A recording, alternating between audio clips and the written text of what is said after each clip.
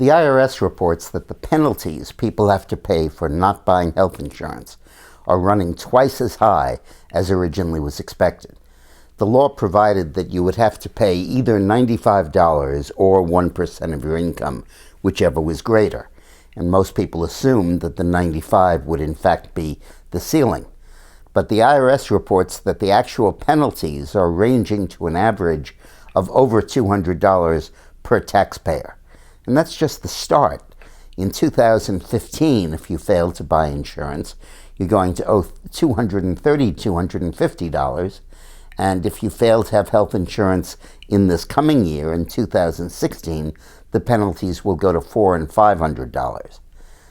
These penalties are to buy insurance that most people don't need. It's to cover illnesses that are hypothetical, things like mammograms for men, or sex change operations, or substance abuse, which drives up the cost of Obamacare to a point where people can't afford it. But it's very significant that the people that are incurring these penalties are wealthy enough so that 1% of their income is more than $100. So in other words, they're making more than $10,000 a year. In fact, an average of 20 or so, and that's their net taxable income. So you're dealing not with poor people or with students. You're dealing with people who are probably above the level for Medicaid, underage for Medicare, and just trying to make it, struggling to get by without having the benefit of the tax subsidies under Obamacare and being too poor to be able to go it on their own. So this is yet another enormous levy directed at the middle class.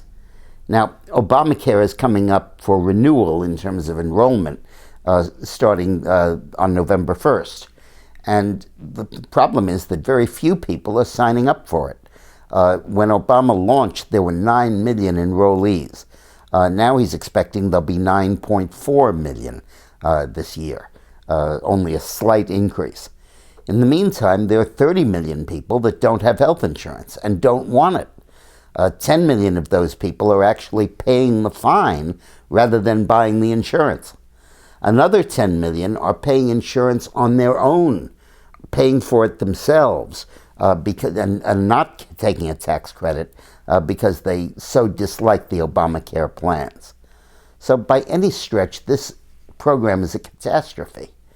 And increasingly, the premiums are going out of sight because the people who really need medical care are enrolling and driving up the cost. And the premiums then go up for everybody else, and they begin to drop out of the population.